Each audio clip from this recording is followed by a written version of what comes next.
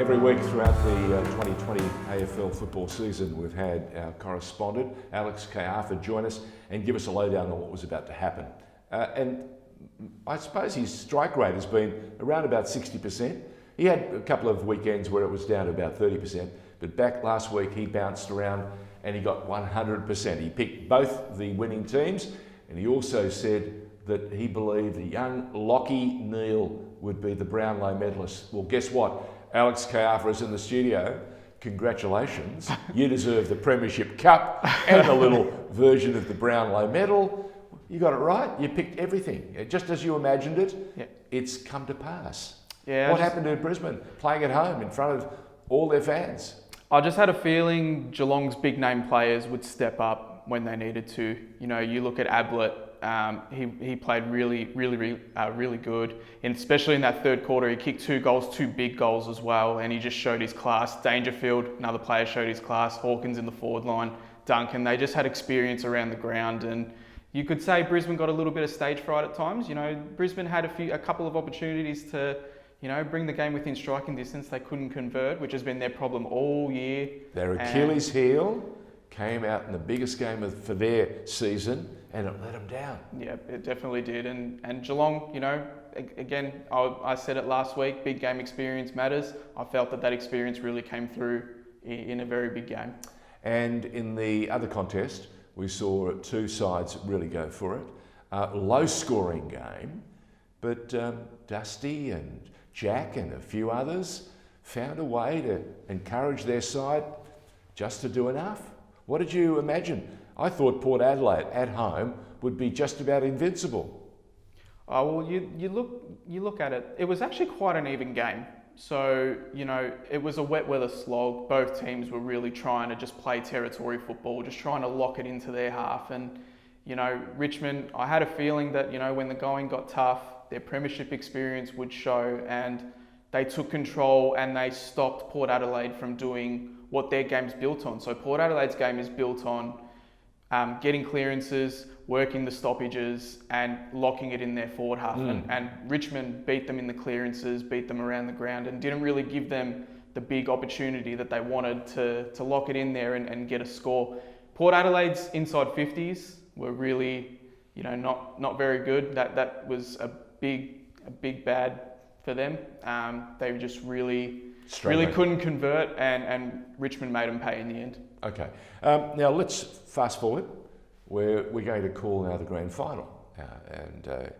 I'm just wondering how you see both sides lining up. You believe that deep down, the big match experience and the ability to go back-to-back, or nearly back-to-back, was it 3 premierships in 4 years for Richmond? Do you think that might be the difference maker? I think it could be.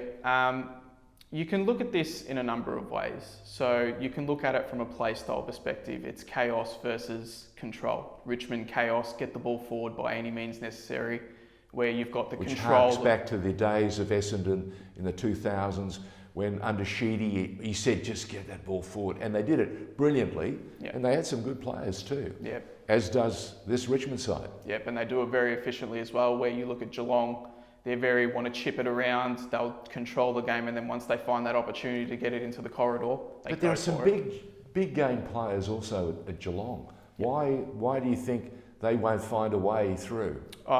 They've got multiple premiership winners there. You know, you've got Selwood, you've got Hawkins, you've got Duncan, you've got Ablett in his last game of football, you've got Dangerfield in his first grand final. Yeah. There's a lot of motivating factors there for the Cats. But my tip is going towards Richmond. I just think the recent premiership success, the recency with their game style, it's stacked up over the last 4 years. So I shouldn't worry too much that all your neighbours are Richmond people and they're frightened the hell out of you. Yeah. All right. Okay. So we've made a decision. You think that Richmond will win the grand final. I'm going to go to the Cats, only because my late father-in-law would have demanded that I back the Geelong side. Let's look at the Brownlow.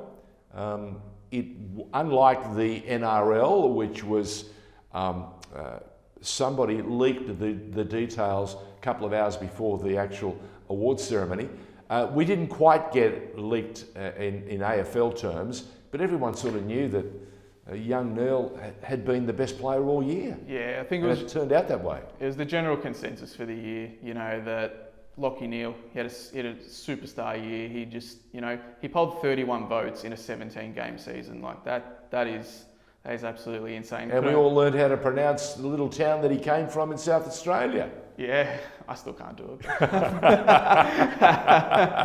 Well, he had about 50 goes, Yeah. constantly telling journos how to pronounce it, which is fantastic.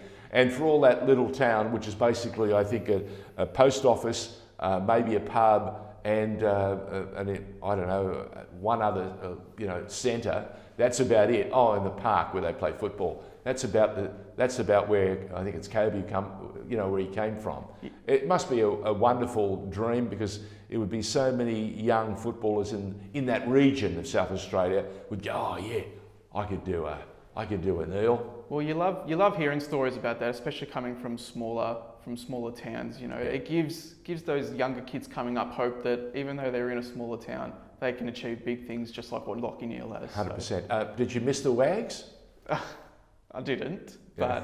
but they weren't that hard to miss. It's like they take the spotlight a fair bit of it. But right. And how did the night pan out? In your opinion, did it sort of go hand in hand with the very, very contrived season that we've had, where everyone's decided we're not going to go 22 rounds, we're going to go 18, we're going to do this and this, and we'll travel the country.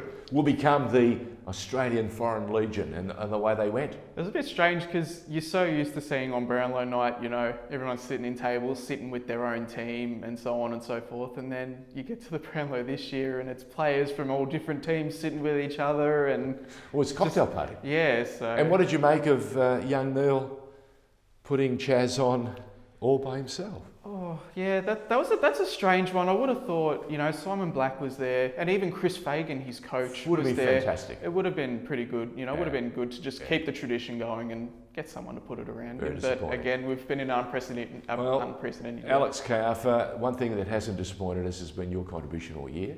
And it won't be the end of it. He's coming back to review the grand final, because we're going to test him on that. And the other thing we're going to do is we're going to follow all the teams as they start preparing for their next squad. We'll hear all the transfer stories and everything else that's going on. Alex Caiafa, as usual, thank you for being part of The Informer. Cheers, George.